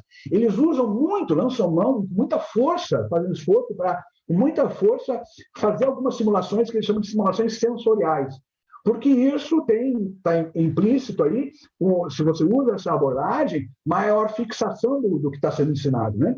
Então, alguns exemplos que eu trouxe aqui, 3 exemplos, não vou poder detalhar, mas o esmagamento de castanha japonesa na quina da prateleira, fazendo referência ao risco de esmagar dedo na quina, se desloca o carrinho descuidadamente, né, e deixa a mão, o dedo, por exemplo, numa quina de uma prateleira e o carrinho esmigalha. Ele prende uma fibra dupla face, uma castanha japonesa que é dura pra caramba. Amassa a castanha, você não consegue amassar, né? Bota ela aqui, cola aqui na quina. E ele esbarra propositalmente com o carrinho assim, e a castanha se espatifa. Claro, o aprendiz abre um olhão desse tamanho assim, né? Embora o japonês abra um olhão desse tamanho assim, porque se apavora. Abunai, e perigoso. Claro, né? Então, esse tipo de recurso, né? A queda do peso sobre a lata de café, coloca lata de café também. Amassa aqui, a lata de café pequenininha, né? Acho que é 150 ml, não consegue amassar, coloca no chão, e aí, descuidado, proposital, mas descuidadamente, deixa cair um peso equivalente ao peso regular, né? Que transita pelo CD, e aí esmigalha. Você viu? Se você transita sem o seu sapato de segurança, pode acontecer o dano que pode acontecer com o seu pé. Aí, claro, abunai, postura correta com relação a levantar o volume pesado com as mãos. Então, são coisas bem bacanas que eles usam. Isso é criatividade, né, em transmitir a instrução. Muito, muito legal. O treinamento dos novatos lá nesse dojo, claro que é um trabalho mais de natureza mais simples, e aí eles conseguem acelerar em 3 horas, ele passa pelo dojo, e depois, pique, por exemplo, a atividade de pique. Tem outras mais complexas, né? Mas de pique, por exemplo, 3 horas no dojo, e aí depois 20 dias, offline, então, aprendeu, dominou no dojo, e aí 20 dias, um mês, ele vai para o Gemba sob supervisão. E aí, então, ele vai executando o trabalho com o acompanhamento da liderança, E ele também vai ser avaliado pelo instrutor uma vez por semana, ao quinto dia, ao final da segunda semana, da terceira e da quarta semana, né? 5, 10, 15, 20 dias. E ele, nesse momento, o instrutor pede para ele reproduzir um padrão de picking. É hipotético, né? Ele vai lá, é um padrão de picking. E aí aquele padrão de picking, tem uma curva, de acordo com a curva de aprendizagem, ele ao final da primeira semana, ele tem que fazer em 40 minutos. Ao final da segunda, em 28. Ao final da terceira, em 23. Ao final de um mês, ele tem que fazer em 20 minutos. Ele está, vocês entenderam? Agora ele está capacitado. Ele tem eficiência 100%. Habilidade, esforço, normal. Então, agora o instrutor sai de cena, acabou, ele está habilitado e capacitado. Estão entendendo o que aconteceu aqui? E aí, o instrutor também, né, 3 dias no Gemba, acompanha, valida a capacitação e sai de cena. E aí, essa avaliação, para ver se ele acompanha a curva de aprendizagem, né? E aí, então, é isso com a nossa mulher, esse segundo elemento. E o on-the-job training, que também já é conhecido, né, dos amigos, eu também não vou enlouquecer aqui, mas o on-the-job training é onde eu, no Gemba, obviamente, sob orientação da liderança, por isso a liderança tem que estar super envolvida, né, na questão, né, de ensinar o trabalho, para ele poder avaliar desempenho do aprendiz nesse processo, ao longo desse processo, né? Então, é o líder que faz, às vezes, de um instrutor, né? Então, antes do dojo, ele adquiriu conhecimento e aprendeu o trabalho, ele está habilitado, e aí depois, então, ele adquire a eficiência enquanto lhe é dada a oportunidade de repetir. Bom, então é isso, eu acho que alguns registros aqui, mas eu já adiantei, né? E aí, como eu comentei, o exemplo da Toyota Oguchi, aí eu já me antecipei e já falei, né? De como é que ele, on-the-job training, ele passa por essa fase de liberação, tá perfeitamente capacitado. Ele é capaz de cumprir aquela rotina padrão, né, de picking, ao final do mês, em 20 minutos, ok? Tranquilo, gente? Então, é interessante, né? É claro que eu estou defendendo aqui, apresentando a vocês, o modelo do Hitozukuri com esses 4 elementos. Agora, cabe a cada um de nós ver o que é viável fazer, onde é viável aplicar o offline dojo, para depois entrar com o on-the-job training como complemento, o online como complemento do processo de desenvolvimento. Isso é muito importante. E assim, eu estou fazendo referência recorrente a processo industrial, mas isso se aplica a qualquer tipo de atividade. Mesmo, né, preenchimento de um formulário, mesmo de uma rotina computacional, o que quer que seja. Né, de enfermagem, como eu mostrei aqui naquela instruçãozinha, né, de injeção de contraste, já aplica para qualquer tipo de atividade, né? Então, cabe a nós, na sequência, ver o que é viável. O que eu estou apresentando para vocês é um modelo de desenvolvimento de gente que garante o máximo, primeiro, a máxima eficácia desse processo todo de desenvolver, né? E o resultado disso, né? Agora, a gente tem que ver o que para nós é viável, né? Dá para implementar o dojo? Asseguro a vocês que, quando isso é possível, para as funções, para os trabalhos, as atividades que você julga, por exemplo, né, que são importantes críticas, aplicar essa abordagem potencializa violentamente o desenvolvimento das pessoas, né, no cumprimento dela. E aí, o quarto elemento, não menos importante, é o líder como treinador, sempre dando exemplo. Essas são fotos, vou passar mais rapidamente, essas são fotos dos nossos amigos. Ontem eu estive com eles num webinar, num workshop, treinamento deles lá no dojo, lá em Nagoya, né? Na Toyota City, na verdade, Toyota City. Então, eles estavam dando ontem um treinamento no nosso horário, 10h30 da noite, lá, 10h30 da manhã. Então, eu acompanhei foi 1h15, se não estou equivocado, eles dando o primeiro módulo de treinamento para a turma de japoneses, né? Dentro do dojo. Então, esses nossos amigos aqui, os nossos colegas, alguns deles lá estavam lá. Então, aqui, o líder sempre dando exemplo, ensinando, né, detalhado e cuidadosamente. Por que detalhado e cuidadosamente? Pode fazer isso, tem que ser assim. Ele domina profundamente o trabalho e domina profundamente o método de ensinar. Fazendo, explicando, está aí uma das fases, né, de ensinar, né, fazer, executar, verbalizar, né, passo importante, ponto-chave, razão, observando e atuando, corrigindo, monitorando, estando ao alcance. Então, é isso, essa é um retrato, né, da boa atuação da liderança enquanto instrutor. Ensinando, fazendo as perguntas certas, de forma a impulsionar o pensamento simples. Para nós, um grande esforço. Esses caras aqui dão cada aula para a gente, cada vez que eu já fiz 500 vezes treinamento, porque eu sempre vou e estou envolvido ali no meio, né? Cada turma nova que vai, é sempre ficha nova que cai quando eu volto, né? Impressionante. E eles são mestres em fazer isso, né? Perguntas certas, de forma a impulsionar a gente a pensar simples. Para nós, a gente percebe, quando eles fazem isso com a gente percebe a grande dificuldade que é, né? Porque as respostas que eles estão provocando e esperando, tipicamente é outra, muito mais simples do que a gente também normalmente oferece, né? Que tal fazer assim, então, botar uma mesa giratória? Interessante, mas será que não tem algo mais barato? Enfim. Então, para ensinar a execução e a melhoria do método, tem que sentir o problema, ele tem que executar, tem que saber das nuances todas para poder identificar cada um dos aspectos, para poder identificar macete importante, para poder passar isso, né, para o treinando. Né? E aí, no dojo, né, simulando situações reais no dojo, que é um ambiente seguro. Aqui são fotos, né, de uma das nossas turmas. Eu acho que isso aqui é uma turma, talvez, de uns 4 anos atrás, 5 anos atrás, eu não lembro bem, mas essa é uma das turmas em processo de treinamento no dojo, montando o radiador do Corão. Bom, gente, eu avancei bastante, né?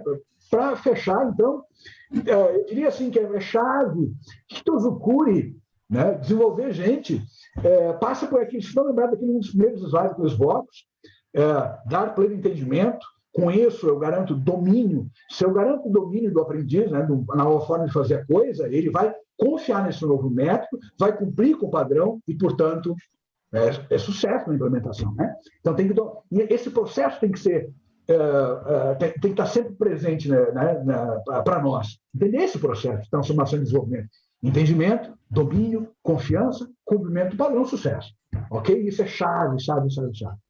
Então, muito daquilo que a gente acha que a indisciplina não tem origem, no parco entendimento, precário entendimento. Porque quem deve dar entendimento não está habilitado a fazê-lo.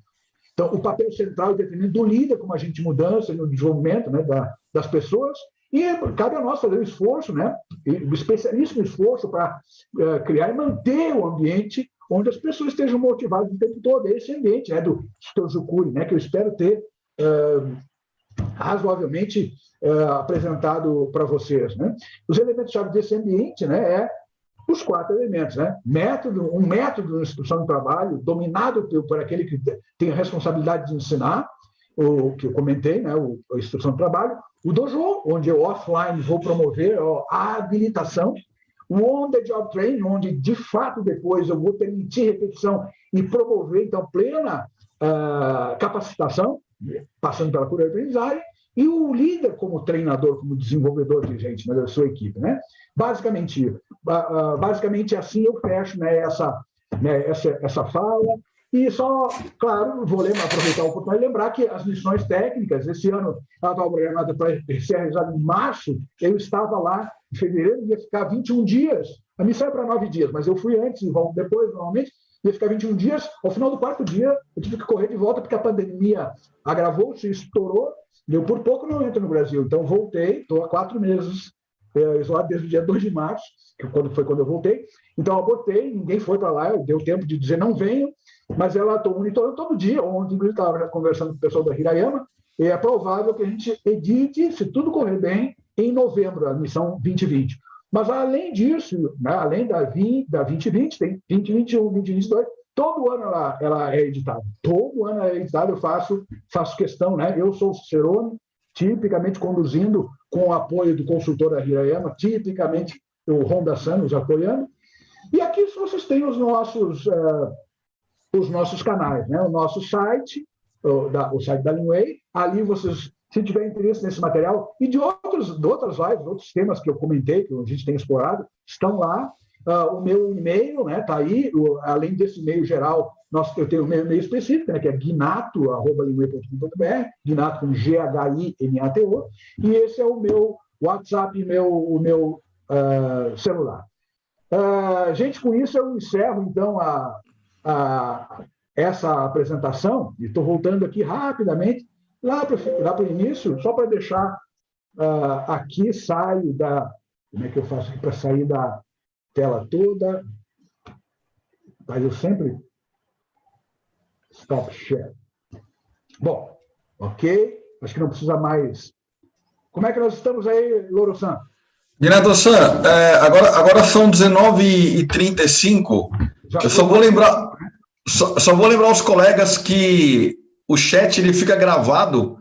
Que legal. E depois você lê ele na íntegra, né? E se tiver alguma pergunta no privado aqui, depois você acaba respondendo para as pessoas, tá? Isso, perfeitamente, perfeitamente. Eu não vou conseguir. Você me ajuda, por favor, Louro-san, porque sim, eu estou vendo que nós temos, apesar do adiantado da hora, eu podia estar ótimo, eu vou até, né, deixa ali, não tem restrição, mas os colegas têm outros compromissos, tem a família para tomar conta, jantar e tudo mais.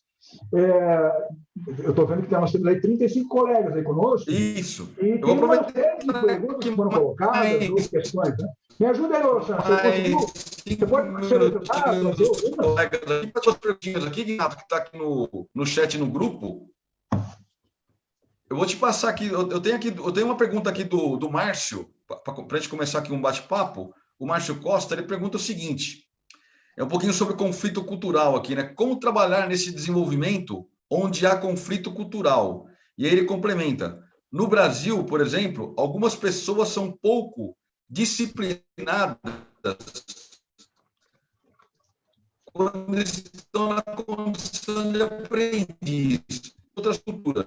Como trabalhar caso? Lamentavelmente, eu perdi a tua fala, você está oscilando violentamente. Talvez você tenha falado, eu acho que eu peguei alguma coisa, né? As questões culturais, sim, conflitos culturais, e aí quem é o autor dessa pergunta, que é o dono? É o Márcio Costa. Costa-san, é o seguinte, Costa-san, obrigado pela tua pergunta, pela tua curiosidade, mas me permita, tomara que eu tenha capturado, eu perdi um pouquinho da fala do Louro-san, porque oscilou um pouquinho o final, mas se eu interpretei adequadamente, claro que as questões culturais são sempre relevantes, claro que conflito sempre existe, claro que, né, que essas questões sempre se revelam, mas o que você apontou, né, que eventualmente tem origem aí em conflitos culturais, como indisciplina, o indisciplinado aprendiz, cuidado com aquilo que eu apontei, aquilo que eu costumo dizer, assim, a minha experiência, são 35 anos de experiência, né, fazendo o que faço, gente, assim, 95, eu sou capaz de avançar ainda mais, isso é empírico, claro, né? Mas, assim, mais do que isso, é pessoa que está ali porque quer aprender, quer fazer melhor do que já faz. Uma pequena fração, de fato, não devia estar ali.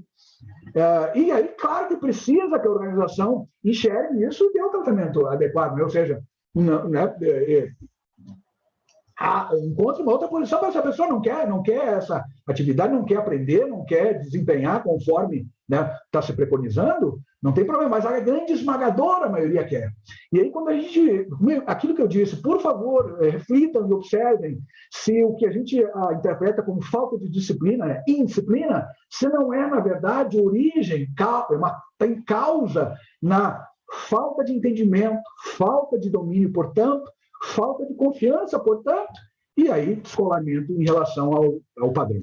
Então, assim, observem isso. Eu tenho absoluta confiança que os amigos e amigas vão concordar comigo. A esmagadora maioria do que parece ser indisciplina não tem na raiz essa falta de entendimento no início, ok? Então, é isso que eu gostaria de observar quando diz respeito às questões culturais e que a gente pode interpretar aí como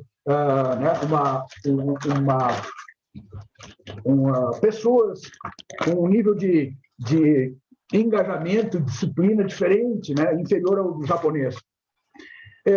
Não é verdade. Não é verdade na grande maioria dos casos. A responsabilidade é nossa em dar pleno entendimento. E aí domínio, confiança, cumprimento, e aí correr para o abraço. Costa Santa, tomara que tenha, se não respondido, pelo menos tangenciado a tua curiosidade, né? A tua questão. Você me ajuda aí com mais algo mais? Me permita, Lorosa, enquanto você traz à tona mais uma, eu estou vendo aqui, porque está aparecendo aqui para mim na tela, Henrique Moura-san. Moura-san, foco no método. Está posto assim, foco no método. Mas, antes de tudo, gostar de ensinar, gostar de pessoas. Gostei. Lembra que eu comentei assim, a Toyota não contrata a competência técnica. Claro que vai atrás, né, daqueles oriundos de boas escolas, né, de bons cursos técnicos, de boas universidades, claro que sim. E precisa desse arcabouço. Mas não vai atrás dos brilhantes. Quem é brilhante? Não é isso.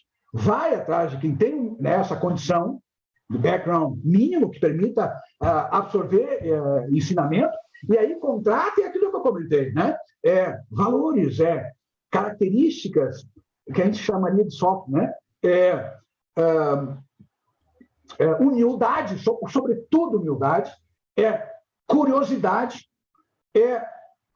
interesse nos outros, interesse em saber comunicar-se, gostar de ensinar, gostar de gente. Gente, assim, ó, claro que tem espaço, né, para quem atua quem milita no nosso meio, né, tem espaço para atuar bem na retaguarda, fora dessa exposição com gente, treinar, desenvolver gente, claro que sim. E porque isso é uma questão de escolha e perfil, né? Então, tem espaço. Mas a grande maioria, né, das oportunidades e das necessidades de atuação, da nossa atuação, e é por isso que a gente está aqui discutindo isso, cara, envolve desenvolver gente. E aí, sinto muito, está no lugar errado se a pessoa, se o agente de mudança, o engenheiro industrial, o engenheiro de produção, o agente de melhoria contínua, o que quer que seja, o gestor, ele não gosta muito disso. Está no lugar errado. Então, ainda dá tempo, tomara que dê tempo, né? Para o bem de todos, de dar uma guinada na trajetória. Porque tem que gostar de gente. Para essa atuação, tem que gostar de gente. Obrigado, Moura-san, por, né, ter colocado essa questão, porque isso é central. E isso não se desenvolve, gente. Isso nasce com a pessoa. Desde a nascença, desde a família, do seio familiar em que isso vem sendo trabalhado, né? Não é a empresa que vai reconfigurar isso, ok, gente? Desculpe, né, o Moura-san ter atravessado aqui, mas eu achei bacana que eu vi ali, o Moura-san ter levantado isso. Para nós fecharmos aqui, Ignato, tem uma pergunta do Luiz Batista. Você me ouve bem? Claro, eu ouço bem. Ok. O Luiz Batista, ele coloca assim, como fazer para desenvolver os colaboradores em diferentes níveis? Básico, intermediário, avançado? E considerando a gestão por parte do RH de uma organização? Claro, teria que ter mais elementos, vou ter que fazer algumas inferências, né? Mas porque eu teria que ter mais elementos para entender o que a gente quer dizer com o que é o nível básico, intermediário e avançado. O que é? Em relação ao quê? Porque uma coisa importante é diferenciar, né? Essa categorização é muito aplicável quando a gente fala de atividades vinculadas à gestão. Atividades vinculadas à gestão é muito clássico a gente fazer, mas a execução do trabalho mais operacional, essa não é uma categorização muito corrente. Então, você tem, para aquilo que é necessário desenvolver, né, habilitar e prover competência, no escopo, por exemplo, operacional, né, de um trabalho de montagem, o escopo, o que é que eu preciso aprender, né, para aqui estar executando conforme esperado, e a gente não costuma fazer essa categorização nesse caso, né? Aquela categorização do nível de competência, ou seja, ainda não treinado, em treinamento inicial, em treinamento, aí precisa de acompanhamento, ele pode ainda precisa de acompanhamento, ele pode executar desacompanhado, sem monitoramento, ele pode já ensinar os outros. Então, são esses níveis, né? 4 níveis. 5, se eu considerar que um nível de ainda não treinado configura um nível, né? Mas desde que ele embarcou no processo de treinamento, capacitação, o que quer que seja, são 4 níveis, né? Então, por isso que eu estou fazendo algumas inferências, mas é isso que eu gosto de dizer. Com relação a recursos humanos é claro que tem um papel fundamental nisso tudo, porque recursos humanos é o guardião do sistema. Então, se a gente, nessa organização está convencida que esse modelo é um modelo, ou qualquer que seja a configuração do modelo, mas há que pôr no lugar um modelo importante para desenvolver gente, tipicamente recursos humanos ou desenvolvimento de gente é o guardião desse processo, né? E os processos vinculados. Então, é claro que é super importante estar no centro, né, desse cenário aqui, a função recursos humanos, que ela é guardiã e ela concatena, ela facilita a atuação dos diversos atores, né? O programa de capacitação, de lideranças, de instrutores, o programa de desenvolvimento de cada um dos integrantes, de cada um dos times ao longo do tempo, ela que vai dar provimento de recursos, chamar recursos externos. Então, o recurso humano é central, mas o papel de desenvolver, né, os pequenos grupos a responsabilidade é do líder imediato dessa turma. É dele. Ele é que tem que articular junto ao recurso humano, pedir recurso, pedir cobertura, mas é dele. E é claro que não é assim, gente, passivo. Não se espera uma atitude, uma postura passiva do treinando do aprendiz, mesmo, né, no nível mais operacional. Ele precisa querer desenvolver-se. A responsabilidade é dele pelo autodesenvolvimento. Não é do RH, não é do líder. Essas figuras provêm os recursos. Mas tem que haver disposição. Por isso que eu disse, né? A grande esmagadora maioria quer fazer melhor, quer ser desenvolvido, quer ampliar o seu escopo de competências. Então, por isso, né, da responsabilidade pelo autodesenvolvimento cai em todos os níveis, do operacional até o presidente. Então, essas questões, o líder, recursos humanos, qualquer outro recurso de apoio, são elementos de apoio, né, para prover recursos para esse desenvolvimento. Né? É basicamente isso. Tomara, Lourenço, que eu tenha, se não respondido, Sim. mas atacado aí algumas das questões colocadas pelo colega. Ignato-san, um participante fiel nosso aqui, o Washington Zuin. Zuin-san, como vai, meu amigo? Tudo bem? Espero que esteja bem aí. Ele faz uma reflexão para nós aqui, para você poder nos ajudar, que diante da situação atual que nós estamos atravessando, né, como fazer essa equação entre focar na preparação, no treinamento e desenvolvimento de pessoas e recuperar o tempo perdido com tudo isso que nós estamos passando?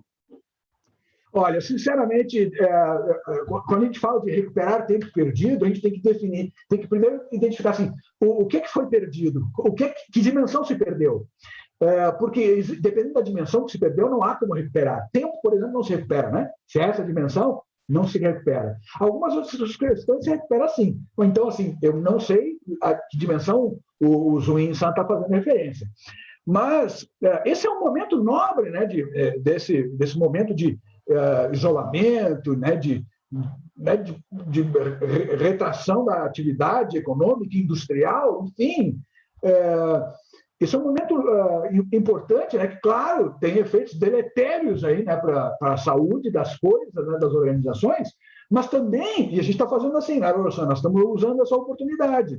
É doloroso nesse momento, mas a gente está usando essa oportunidade para trabalhar as questões que são possíveis trabalhar de autodesenvolvimento, de desenvolvimento de gente, de equipe, nesse momento. Muitas organizações estão fazendo isso, né?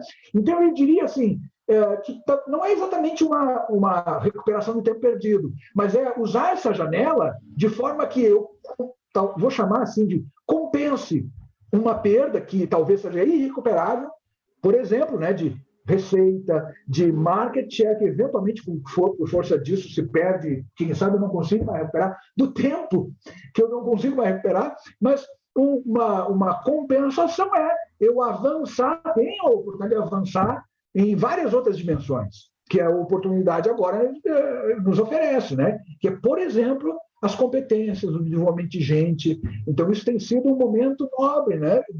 Embora doloroso, claro, ninguém está comemorando, ninguém gostaria, né, ninguém está celebrando, e gostaríamos e queremos, né, que isso seja passado, ultrapassado rapidamente. Mas é um momento que, se a gente olha para, né, o que é possível fazer para compensar minimamente, para não deixar a perda ser total, é um momento que a gente pode, sim, deve focar nisso, né, na questão do desenvolvimento de gente, né, cada um de nós tem que olhar para isso dentro daquela lógica, né, de responsável pelo meu autodesenvolvimento. Então, é isso que eu me arrisco a comentar.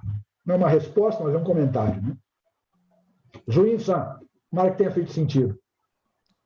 Ok, Guinato, acho que agora estamos chegando no momento de despedir os colegas para mais uma quinta-feira.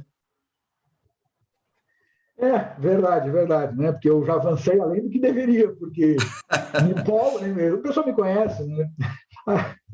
Mas eu agradeço muito aí pela oportunidade, pelo prestígio, né, de estarem aqui, de interagirem. Eu fico muito feliz, muito contente, e espero que nós continuemos merecendo, né, essa presença, essa participação, esse crédito, né, para a gente estar interagindo aqui, né, nesse momento, quintas às 18, mas em vários outros momentos. Vocês têm os meus contatos do time da Linway. Por favor, nós estamos sempre ao alcance e à disposição, e felizes se pudermos, né, ajudar de qualquer maneira. Ok? Sim. Muitíssimo. Zuinsa, valeu. Okay. Depois que eu vi ali que o Zuinsa estava falando de produção, né, perda de produção, mas enfim. Bom, muito obrigado mais uma vez. Lorosa, mais uma vez, obrigado aí pela tua atuação aí como host, né, e facilitador. Eu agradeço muitíssimo. Obrigado a você. Ok, pessoal? Boa noite, pessoal. Vou olhar depois para o chat, né, para as perguntas, e quem sabe tem a chance de responder. Eu estou devendo algumas aí de algumas lives anteriores, mas está guardado aqui, vou ver se eu consigo pagar essa dívida. Beleza? Gente, mais uma vez, muitíssimo obrigado. Muito obrigado, pessoal. Até mais. Sim.